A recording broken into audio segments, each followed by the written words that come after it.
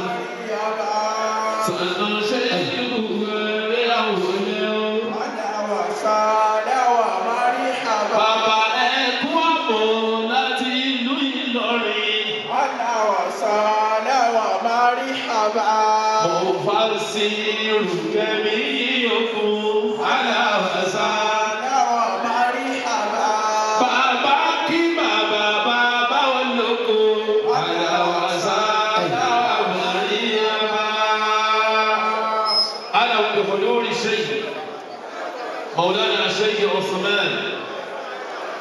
صلى الشيخ أما صلى الله أكبر الله أكبر ọba tí ọ̀rọ̀ yìí ṣe òun náà ní ọmọ bá wa kí yín o kò sì ní yọ yín ṣe pẹ̀lú òkú Ọlọ́run ànádálẹ́ lọ́nà ó sì ọjà ayé yín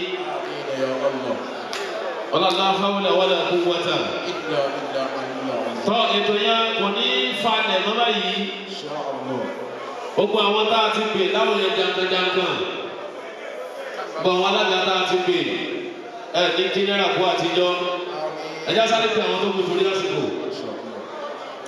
yèyí olúfimọ́ ohun àrán ọlọ́mọba kí ló tó kù yèyí apàṣẹ olúfimọ́ ohun àrán náà láti wà olúfimọ́ fans club Kwara State